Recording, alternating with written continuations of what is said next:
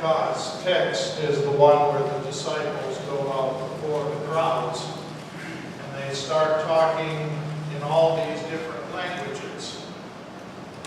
Poor Dot came anticipating this morning that I would have her talk her way through all of the ancient names of all the ancient peoples of the world. But she was spared because for this, the first time, I will deal with Memorial Day instead of with the Pentecost text. Some of you may remember that just after Easter worship, I jumped in my noble green chariot and drove 800 miles away to Fargo. The next morning was the funeral of the father of my stepchildren, Shelby's ex. And funerals are important. So I drove well into the night rather than risk missing that funeral. And then on the way home, some hundreds of miles to the right, I decided I would visit the graves of my parents. I spoke of my Uncle Eddie a few weeks ago, the one who had been a Marine in Korea. They are all buried together in a family plot in Bethany Cemetery near Proctor, Minnesota. You know, that family plot is kind of a strange and wonderful place for me. It's both and at the same time a place where I am sure they are not. And yet it's also a place where they are strangely close. You know, the ancient Romans, to refresh the dead, when they buried them, they run a little tube down to the grave. And when the family got together, they would picnic over the grave and pour some of the wine down the tube. And being a student of ancient Rome, I could not help but resist. Well, I couldn't resist. And when I go visit my parents' graves, I go with a can of Coke and a can of Mountain Dew and pour them out. It's that place where they are not and yet where they are. I know a man who for many years went to Vietnam to look for MIAs, not the live ones that conspiracists tell us of, but the ones who crashed next to the helicopter and the farmer buried them and didn't tell anybody. So they would look for crashes, and then they would ask the locals, and then they would start to dig here and start to dig there. A few years ago, he quit going. He said in that soil and in that rain and in that climate, there was nothing left to be found anymore but a few buttons and teeth. Bones go away after a little while, and reckoning time, that is. I'm not quite sure that I know how souls can stay with bones when bones don't stay themselves. I'm never quite sure what to think of graves themselves. I have great confidence in the durability of the soul, the continuance to the resurrection. But I'm not quite sure what to think of graves. Nevertheless, I commend the work of these guys who go across the world to try and bring home such remains as could be found. My son has long been fascinated with the Civil War. I've invited him to come visit us now that we live so far east. You might not feel very far east, but compared to every place I've ever lived, I've never been this far east. So this fall, he and I, and who knows, maybe Shelby, will see Civil War battlefields together. And I have started to read in anticipation of our journey. And as some of you know, we are living through the 150th anniversaries of the battles of the Civil War. That which was waged from 1860 to 1865 is 150 years past to our 2010 through 2015. So maybe we've seen an extra article about the Civil War. Maybe you get the National Geographic if you're following it that way. Were it not for these reminders of this most terrible of wars, it might be that the only reminder all year would be this day, Memorial Day, better known in its beginning as Decoration Day. Perhaps if I'm still here in November, I'll talk about Veterans Day. That's a day to honor the veterans who survived. But today we speak of Memorial Day, a day in which we cradle the memories of those who have died in our wars. It took a most terrible war to create a requirement, a need for a Memorial Day. It was a war like none we had ever known in ferocity, in scale, in necessity. And finally, it was, most unfortunately, a war for which we were quite unprepared.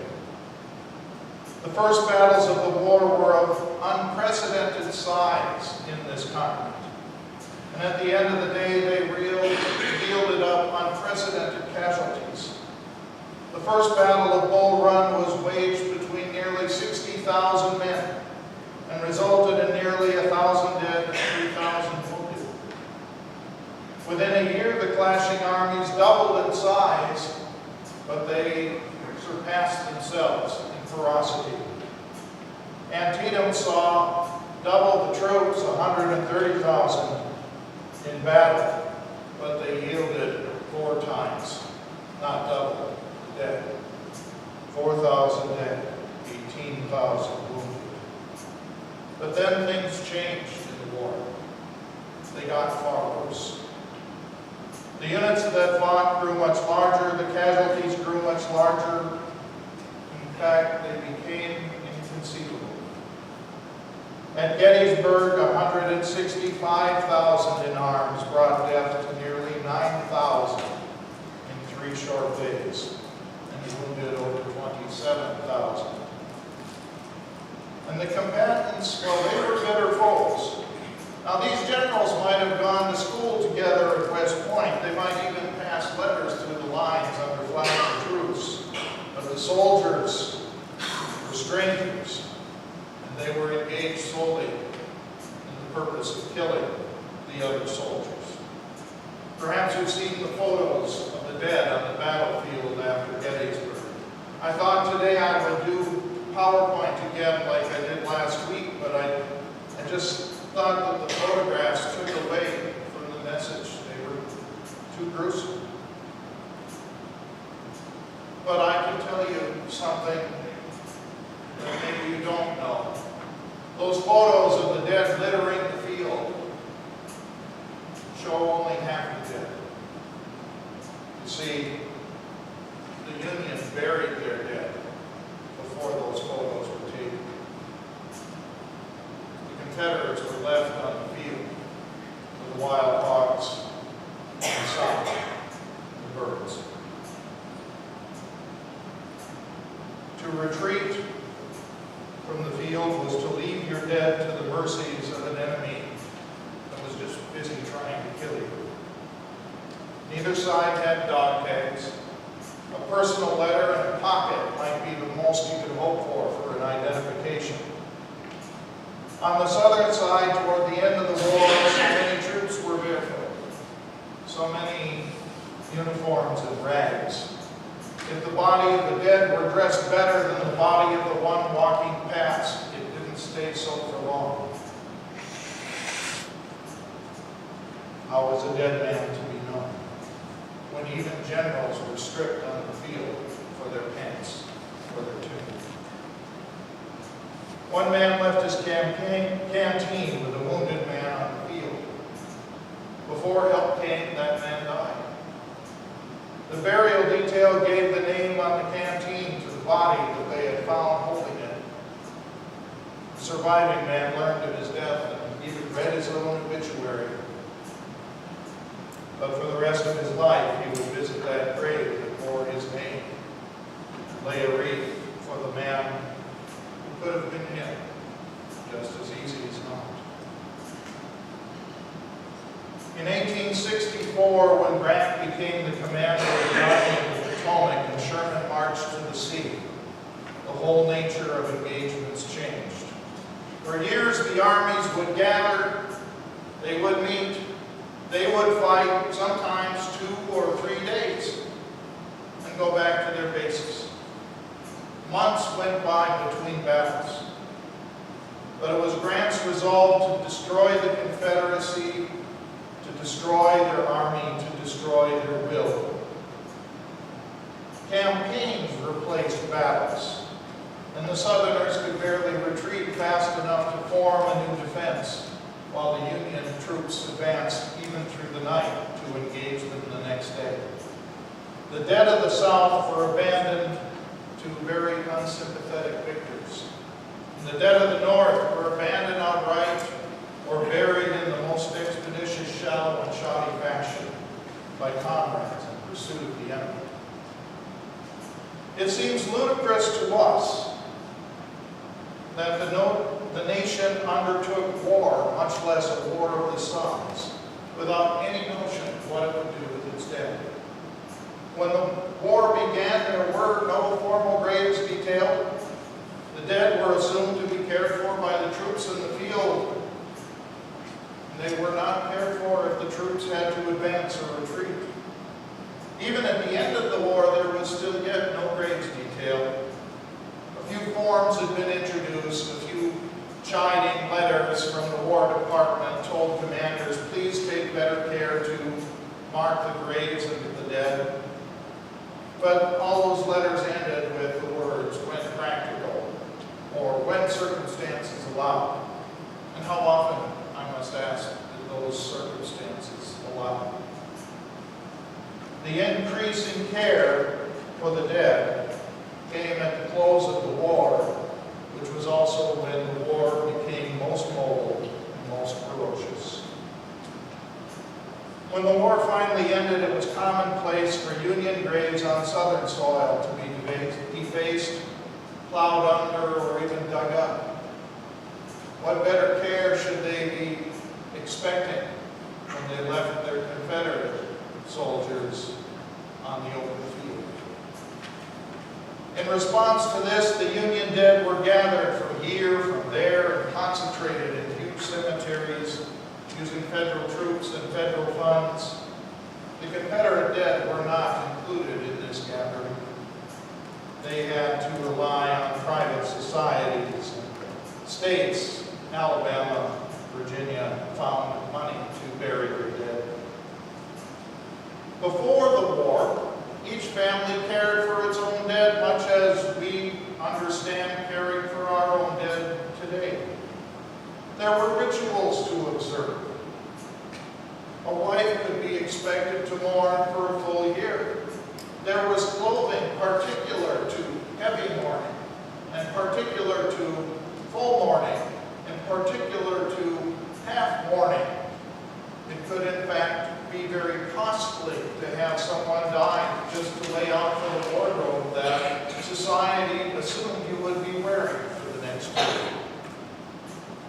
Within a few years of the war, the federal government had taken on the duties that only a few years before had rested strictly with the families or the comrades of the soldier who died. But the number who died in that war exceeded the dead of every other war fought before or since by this nation. The number of unknown dead, even now, is over 200,000. The families of those who lay in the hundreds of thousands of graves marked unknown have no hope of finding them. Where was my brother, my son, my husband? There were all the rituals to observe, but the anonymity of the dead forbade the family from practicing that which should be done for everyone who died.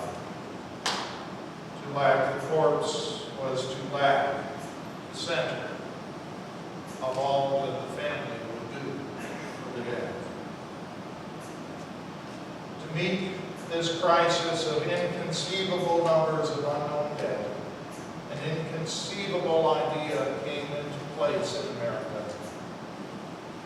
I do not know where my brother lay, and 100,000 others do not know where their brothers, sons, or husbands lay.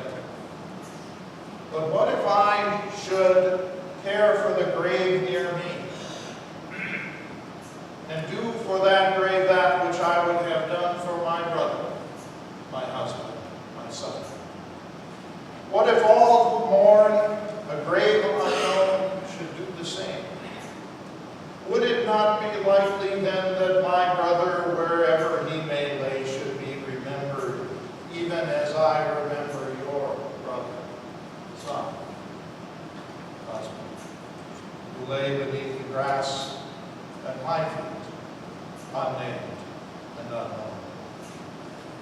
The idea of strangers burying loved ones arrived for the first time in this country in the Civil War, and endured the war. The idea of strangers honoring all graves followed the war. Different dates were observed, though all seem to have been in the spring when flowers might be had. The North finally established May 30th in 1868. The South had various dates. As the years passed, the celebration was increasingly held in common, but were not reached until after World War I. Was May 30th, the date anywhere in this country. As we gather 150 years away from this most terrible war, we little understand how so many could fall unmarked and unknown. We have our dog tags.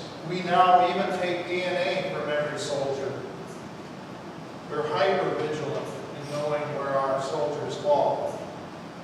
Memorial Day seems like a time, again, where we honor the graves of those we know. We are near again to tending our own graves and neglecting those of strangers. We wonder how it is that this tradition arose, that we would go up and down rows of strangers in our cemeteries and mark every grave. It's simple. We have but to remember how it all began. I buried your brother. You bury my husband. Some stranger buries our sons. Tomorrow marks the time when death overwhelmed America. The burdens of mourning could no longer be borne by each of us. Therefore, the burden was taken up by all of us. Many are our wars. Many graves here have none to visit them. The stones of the Civil War are not the only ones that have gone untouched by loved ones. Families move away. People forsake that which they cannot carry with them. Many are those who fought in our nation's wars. Let us not let tomorrow pass without a visit to one of them. Thus do we make ourselves the sister, the brother, or perhaps the great-great-grandchild of one who mourned for the life of a stranger, in the hopes that some stranger mourned for the life of the one they loved. Let it be so on us.